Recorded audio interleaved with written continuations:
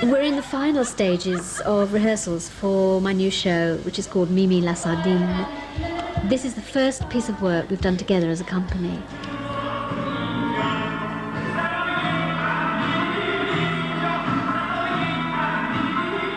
What I love most is actually putting a show together and working with the group, because it's a time of great creativity.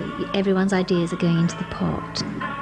I think Wendy tends to infuse a lot of styles together with Mimi la Sardine. More and more she's moving away from that traditional, authentic style of Middle Eastern dance. And she's, I think, somehow becoming more contemporary and more experimental. I wanted the new show, Mimi la Sardine, to have all sorts of disparate elements that maybe my past work hadn't had.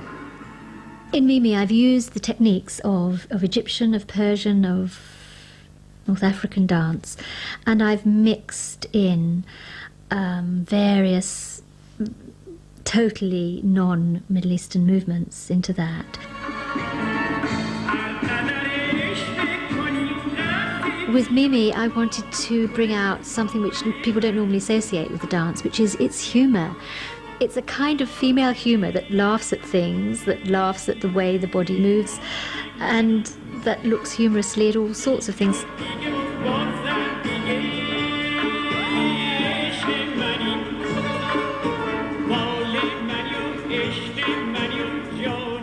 I was brought up in Iran and in a culture where women tend to be very humorous, especially towards men. Maybe it's to do with centuries of suppression and prejudice against women. They have used elements of humor to cope with it. And women tend to send men out when they're having a women-only party. And it's basically to be more free and be more outrageous when they can joke and dance more freely without the men looking over their shoulders telling them not to do this and do that. It's okay for other women to perform and dance, but not for their wives and for their daughters. I think in Middle Eastern culture, in Islamic culture, where women have very much lived in private with other women and haven't had much of a public presence, I think it's given them a very powerful means of expressing themselves. And down and up. One of the dances which I've used in the new show is actually a therapeutic ritual.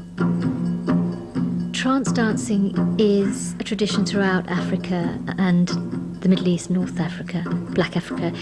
It's a very, very powerful form of therapy for men and women. What will happen is that a ceremony will be called for somebody who is maybe psychologically troubled, and they will dance and dance and dance, discover their rhythm until they drop, and then the assembled company will look after them, put them to rest, give them food, drink. It does feel like a religious experience. If a religious experience is when in a trance dance you let go, you feel the earth under your feet, you feel secure and safe and trusting in your body. When it really is flowing, I feel fluid. I'm just boneless. It's almost like I'm sitting in an armchair and I'm relaxing into it, though it looks like I'm really exerting myself. And sometimes I can feel the audience actually pull back, like, whoa, this is her head, it is going. This looks alien. It's quite scary. It's a very powerful subject. It's not a dance, it's a ritual, a religion. And I know that people who carry out these rituals feel very strongly about what they believe and what they do. Oops, then we're going to be right sloshed, aren't we? So what's new? Wendy and I always like to feed the dancers when they're around. So I'm just finishing off the Moroccan lamb tagine. You can't dance on an empty stomach. That's the general message. You want a glass, Venus? Yep. Won't I, Sean? Oh, it's in a glass. Cheers. So I'm looking forward to seeing the new show with all the new dancers in it. Should we really be doing Zara on stage? I mean, that's what I want to know. Should we be doing trance dance on stage? Well, what do you think? Why shouldn't we? Because it just takes all the beauty of it out of it, because his choreography is controlled, and the whole thing is supposed to be uncontrolled, and so that main element of it just goes out of it. I saw a trance dance in London, and I thoroughly enjoyed it. But when I'm actually doing it from this end, I'm not enjoying it, because I'm the one like spinning my head or hitting my chest, so I feel restrained. The thing about putting on a stage, Venice, it's a really interesting dance to see.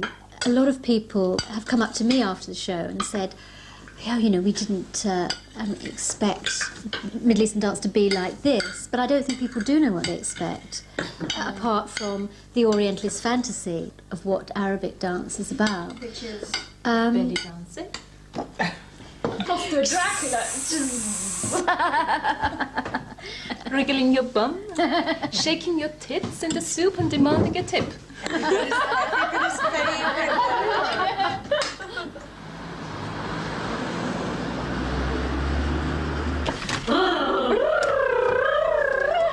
All the grace of it. Susie. Because I'm not just dancing in the show, because I'm directing as well, I'm thinking about 50 million different things. At a certain point before the show, I really don't want to talk to people. I just need to sit there and put my makeup on. But I get quite cross if people start chatting to me after that point is reached.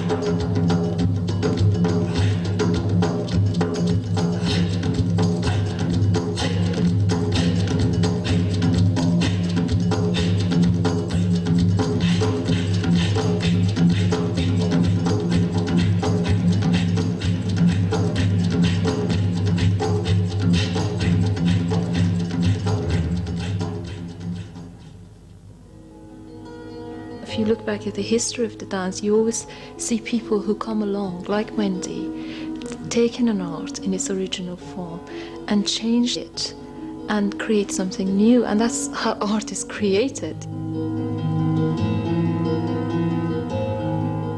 If my work in the theatre has done anything for the reputation of Middle Eastern dance, that would be wonderful.